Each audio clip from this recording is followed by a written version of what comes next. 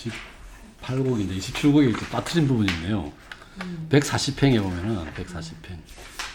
너의 의지는 자유롭고 바르며 건전하니 이렇게 됐습니다. 우리 각 주에 보면은 자유는 죄의 예수에서 벗어났고 바르고는 참되고 진정한 길에서 벗어나지 않았다. 이건 참고로 우리가 지옥의 서두에 보면은 숲속에서 길을 잃고 헤맸다는 얘기거든요. 그런 대비되는 말을 갖고 건전하다고 하는 것은 부정한 탐욕에 의해 응답을 당하지 않았다는 얘기고요. 그 다음에 142행에 보면은 내 머리 위에 왕관과 멜류관, 김은찬 선생은 멜류관을 주교관으로 또 번역했어요. 왕관은 세속적 권위, 멜류관은 정신적 권위가 되고 왕관은 일시적이고 멜류관은 영원하다 이런 표현을 가능하겠습니다. 이런 의미가 가능할 것 같네요. 자, 28곡에 볼까요? 새 시인은 마침내 지상천국으로 들어간다. 에덴 동산처럼 아름다운 낙원을 거닐는 단테는 맑은 강물 건너에서 아름다운 여인 마틸다가 노래를 부르며 꽃을 따는 모습을 바라본다. 단테의 요청에 마틸다는 지상천국의 속성과 그곳에 흐르는 두 개의 강에 대해 설명해 준다.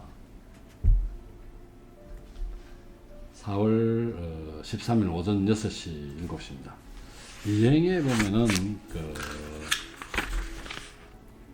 빽빽이 우거지고 싱싱한 하나님의 숲 되어 있습니다. 이건 우리가 지옥편에서 보면은 어두운 숲 있었죠. 거기가 대비되는 그런 표현 같고요. 칠행에 보면은 감미로운 바람이 변함없이 솔솔 불어와. 이건 주석에 있겠지만 연옥에서는 방향이나 세기가 언제나 같다는 그런 뜻이고요. 50행에 보면은 데메텔의 딸이죠. 페르세포네. 페르세포네를 잃고 그녀는 봄을 잃었던. 이제 하데스가 아름다움에 빠져가지고 페르세포네를 납치해서 데려왔죠. 그래서 이게 딸을 찾아서 헤매다가 이 데메테르는 이게 곡식의 신이니까 뭐 이게 뭐 다 황폐화되고 봄도 찾아오지 않고 이랬죠. 그래서 그 하데스 제우스가 중재를 해서 했는 게 반년씩 페르세포네가 뭘 먹었으면은 안 된다 했는데 이제 한 모금 먹었단 말이야, 석류를. 그래서 1년에 이제 4개월 동안 겨울이죠. 겨울은 이제 지성에 머물고 봄 되면 옵니다. 그런 식으로 되어 있죠. 봄 되면 돌아오는 그 내용을 얘기하고 있고요. 아니요, 4개월이요. 4개월로 되어 있습니다. 겨울 되면 지하에 있는 걸로 그렇게 되어 있을 겁니다. 87행에 볼까요? 87행에 보면은 내 들었던 바와 이것이 엇갈리는 탓이오. 왜냐하면 스타티우스는 연옥에서는 바람, 비와 같은 기상 변화가 있을 수 없다라고 했잖아요. 근데 지상천국에서는 강물이 흐르고 바람이 있거든요. 이건 이제 얘기한 것이고요. 124행에 보면은 영혼이 솟아나는 분명한 샘에서 흐르니 됐습니다. 이는 하나님의 의지에 따라 두 개의 강이죠. 레테의 강은 죄의 기억을 씻어주는 강이고 에우노에는 선행의 기억을 새롭게 하는 강입니다. 그래서 이 둘 다 맛을 보아야 효험이 있다라고 얘기합니다.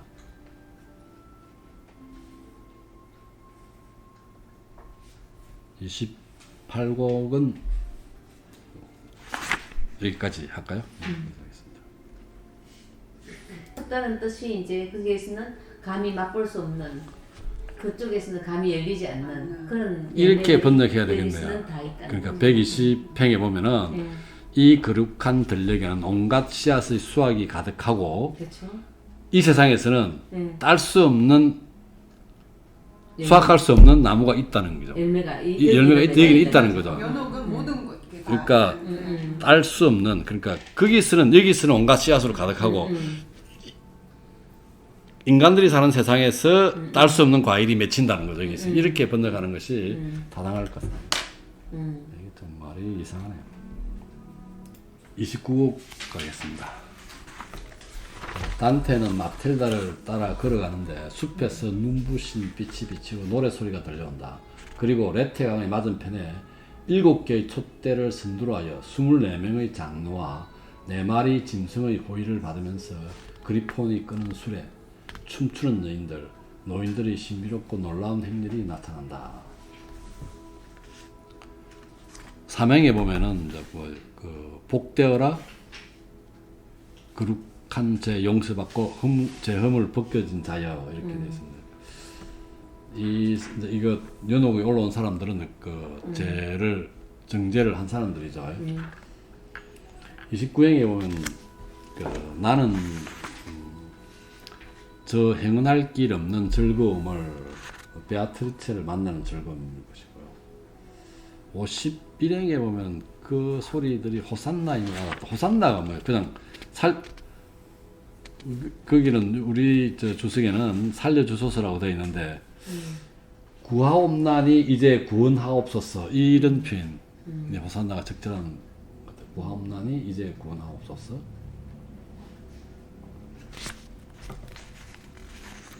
이 그 미사할 때 보면은 호산나를 부르대요. 예. 76행에 보면은 그 모양은 곧 깃발들이 별러기는 모습이었다. 그 다음에 그리하여 공기는 7가닥으로 갈라져 7가닥입니다. 7가닥. 성신칠언이라고 있어요. 예. 성신칠언. 예. 지혜, 통달, 의견, 굳셈, 지식, 효경, 두려움을 나타내는 성신의 7가지 은혜 이렇게 되어 있습니다. 성신칠언. 성신 가는 게 그게 되게 옛날 말인데 요새는 성령이라고 합니까? 성령 스피릿, 홀리 스피릿 이렇게. 이 그 한쌤은 이런 그 신자는 아닌 것 같은데. 왜 여러 군데서 83회에 보면은 24명의 장로들이 백합꽃을 머리에 두르고 있습니다. 24명의 장로라 하면 구약성서 24권입니까? 구약성서가 그렇게 되고 백합꽃은 그 신앙의 순수성을 상징하는 걸로 볼 수 있습니다. 91행에 보면은 하늘에선 빛이 빛을 따르는 것처럼 별이 자리를 계속 바뀌겠죠. 새로운 별이 나타나고 이럴 그 얘기겠죠. 별이 따라 나타난다는 거고. 92행에 보면은 그들 뒤로 4마리의 짐승 모두가 푸른 잎사귀를 머리에 두르고 왔다. 4마리 짐승은 사자, 항소, 사람, 독수리 이렇게 되어 있죠. 항소를 안 하고 송아지라고 뭐 하는 책도 있습니다. 이게 이제 신약의 사복음서 마테오, 마르코, 루카, 요한을 나타내는 거라고 합니다. 93행의 푸른 잎사귀는 희망이죠. 푸른색 그리스도에 대한 희망이고요. 106행에 보면은 그들 4마리 짐승 사이로 바퀴가 둘 달린 데 있습니다. 4마리 짐승 사이로 바퀴가 둘 달린 게스의 마차가 자리를 차지하고 그것을 그립스 한 마리가 목에 걸고 끌어왔다.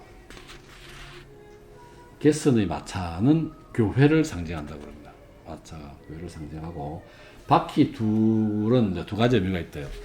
그 당시 그 아퀴나스가 주로 활동했던 도미니크회하고 프란체스코가 활동했던 그 프란체스코회 2개를 나타내기도 하고요. 아니면 이게 신약, 구약을 나타내기도 한다. 그런 의미가 있답니다. 그 다음 108행에 나왔던 그립스 한 마리가 목에 걸고 끌어왔다고 그랬죠. 상체는 독수리, 하체는 사자인 상상의 동물인데요. 독수리는 신성, 사자는 인성을 나타내는. 네, 그리스도를 상징한다고. 그리스도도 신성과 인성을 다 가지고 있다고 얘기할 수 있죠. 뭐가 신성이라고요? 독수리. 독수리가 신성, 네, 사자가 인성으로. 나는 거하고 안 나는 거 이런 건가? 글쎄 그런가? 112행에 보면은 날개는 보이지 않을 만큼 솟아 있었고, 근데 독수리 의미는 또 굉장히 나쁜 의미로 쓰이게 돼. 뒤에 보면은 로마가 저 캐톨릭을 억압했던 로마를 상징하기도 하고 로마 군기에 로마를 표시하는 게 군단 독수리잖아요. 로마는 뭐, 독수리이기 때문에 이 사람들한테서의 그 반대도 그렇고 그 독수리라는 것은 굉장히 어떤 뭐 권위, 힘, 좋은 걸 굉장히 많이 상징해요. 로마를 상징하면서 그러니까 독수리가 새겨져 있는 그 깃발 무수히 나쁜 짓을 많이 했어요. 제자는 나중에 그죠? 그리고 중세도 이제 그 깃발도 많이 하긴 하는데 어쨌든 독수리 그건 굉장히 큰 상징이 되는 거죠. 힘 이런 상징. 저는 왜 독수리랑 미국 독수리였건 예 그러니까 미국이 독수리였건이죠. 그러니까 미국을 상징하는 것은 독수리였건. 그렇지. 나쁜 일만 하는 거죠. 그렇지만 그리스 로만 엠파이어에서 갖고 온 거 아닐까? 독수리 그 상징성을 미국. 그것도 우리 수 있을 것 같아요. 패권 네, 약간 패권주의 그쵸, 그쵸. 약간 그거나 어. 그런 그죠. 소리가 좀 자기들의 어떤 우월성. 힘의 상징 약간 그렇지 않을까요? 어차피 미국은 너무나 그 유럽에서 갖고 오는 거 다 하니까 중요한 거 좋은 거 다 끌고 와서 뭐 저런 나라는 다 그렇고 도시 요즘 다 뉴부치가 다 하고 예, 그죠? 뉴 다 붙이고. 뉴부치가 다 하고 뉴 원래서 뉴뭐 네, 뉴욕부터 시작해서 뭐 다시 112행에 보면 날개는 보이지 않을 만큼 솟아 있었고 그리스도는 땅 위에 있으면서도 또한 천국에 있으므로 위에 있었다는 얘기 같고요. 113행에 보면은 금으로 된 몸체는 새처럼 생겼으며 금으로 된 몸체는 신성을 상징했다고 그러고요. 117행에 보면은 그러니까 태양의 마차라 한들 그와 김주면 초라하리라.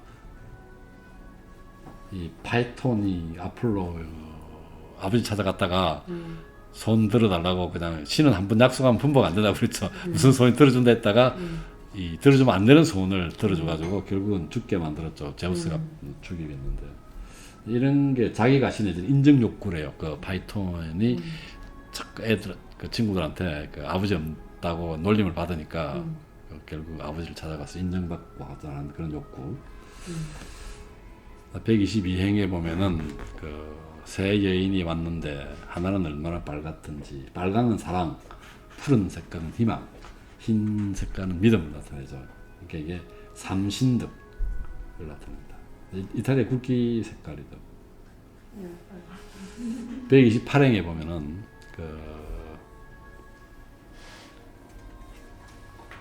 때로 하얀 것에 또 때로는 빨간 것에 의해 끌리는 듯. 127행입니까? 그렇죠. 하얀 것에 의해 또는 때로는 빨간 것에 의해 걸리는 듯 믿음이 때로는 사랑이 다른 것을 이끈다는 얘기입니다. 세 개 중에 사실은 세 개 중에 우리 노래에 있듯이 사랑이 제일이라고 그러죠. 믿음, 소망, 사랑 이런 어쨌든 믿음이 때로는 사랑이 다른 것을 이끈다는 얘기고 130행에 보면은 자줏빛 옷을 입은 사랑의 덕에 걸린다는 거죠. 자줏빛은 빨강에 가까우니까 사랑의 덕에 걸리고 4명의 기부인들이 사뿐히 걷고 있는데 이 4명은 기부인은 사추덕이죠.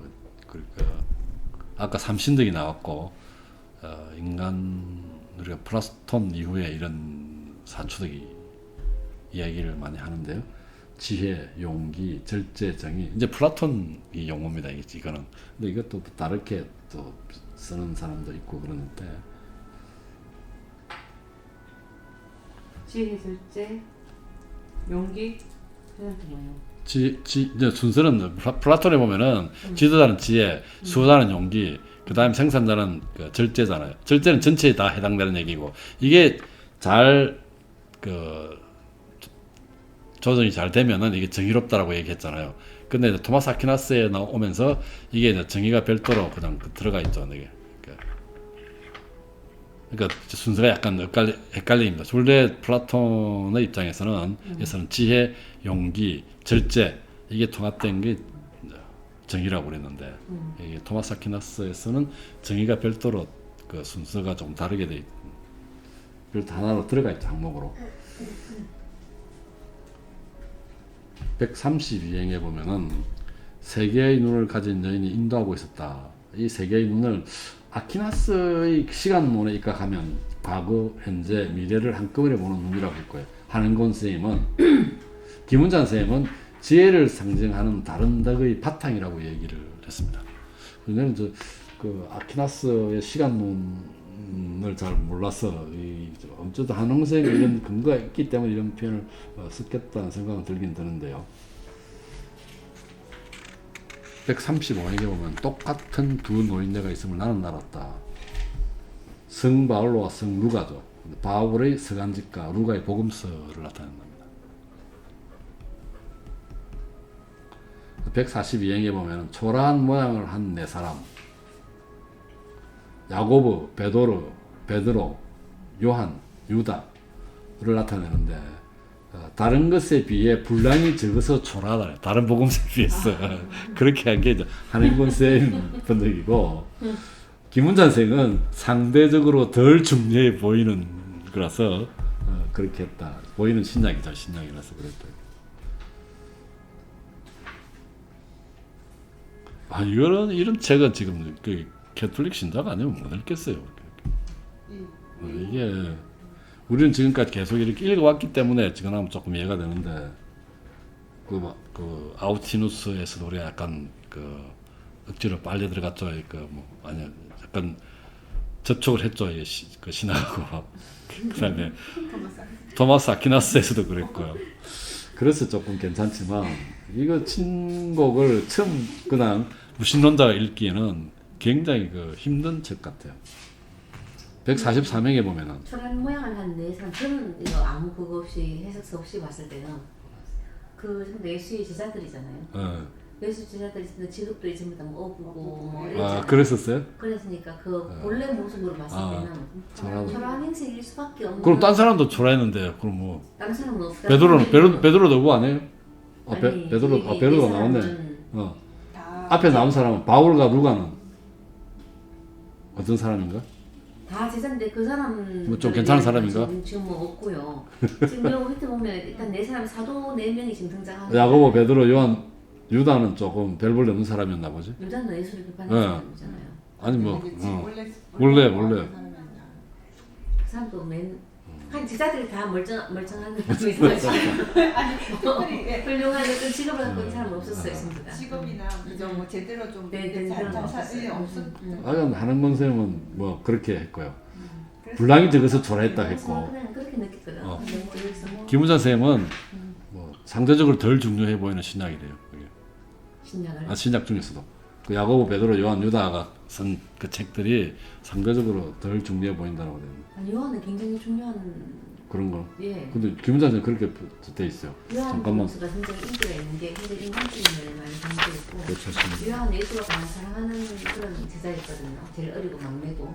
요한 뭐 많잖아요. 그리고 요한이 묵시록이 대단히 예, 중요하고. 그쵸. 뭐 많이 그러니까 요한 묵시록에서는 자기가 어떤 이제 그 그러니까 모든 사도들이 박해를 다 받고 있는 그런 상황에 자기 제일 마지막까지 살아남아서 이제 뭐 그런 걸 다 저수라고 한단 말이에요. 그럼 갈 때 이제 환상 속에서 이제 그 최후의 심판에 대한 그런 묵시 그 환상을 다 겪는 거예요. 그러니까 이 단테 신곡도 어떻게 말하냐면 요한은 묵시록을 적었기 때문에 뭐 이제 지옥 천국 이런 걸 다 가봤다고 생각. 이제 이 사람은 다음에 바로 나오죠. 143행의 한열근이라는 게 요한이 나오죠. 네. 나오는데 지금 여기 그 보면은 김우자 선생은 신약에서 상대적으로 덜 중요해 보이는 야고보, 베드로, 요한, 유다의 서간들을 상징한다 이렇게 돼 있고요. 야고보 사도는 굉장히 믿음 쪽으로 굉장히. 그러면 중요하지 않은 사람이 없잖아. 이렇게 표현하면 안 되는데 왜 초라한 모양을 한 네 사람? 일단 행색이 좀. 행색이 좀 아니면 유다 아니면 단테의 생각일 수도 있잖아. 이게 지금 그 당시에. 아까 말씀하신 아니, 자기 오리지널 신분이 초라한데 뭘 그걸 그런 화려한 거. 옷을 입혀가지고 나오면 이상하잖아요. 네. 원래 그렇다고 볼 수 있다 사도들의 이거죠. 모습 자체가 초라하다는 거죠. 그다음 143행에 보면은 진짜 위대한 이런. 143행의 한늙은이 신약의 맨 마지막 부분인 묵시록의 제자 요한이라고 그랬대. 144행에 보면은 날카로운 얼굴로 졸고 있었다. 날카로운 얼굴은 통찰력과 예리한 얼굴입니다. 148행에 보면 장미꽃과 다른 빨간 꽃들도 되어 있었으니 하얀 백합은 구약성서의 정신인 그리스도의 강림에 대한 신앙이고 녹색은 사복음서의 정신인 희망, 붉은빛 장미는 그리스도의 사랑, 신약의 정신을 나타낸다고 되어 있습니다. 잠깐만요. 예, 이게 지금 졸면서 어디서 걸어오는 것이 뭐냐면 묵시록을 이야기해요. 그러니까 이 존다는 사실 진짜 조는 게 아니죠. 아니, 이게 네. 그렇지. 묵시록을 할 때 이 환상 속에서 봤기 때문에 그게 이제 꿈에서 잠에서 난 느낌을 주기 위해서 지금 이제 이 네. 요한이라는 사람은 묵시록을 저술하기 위해서 지금 이제 환상 속에 자는 듯이 그러니까 이게 보면 맹상에 잠겨 이런 표현이 그런 거죠, 있거든요. 이게. 자는 건 아니라는 예, 얘기죠. 실제로는 이제 묵시록을 쓰는 그 상황이라는 거죠. 여기까지가 29호국입니다.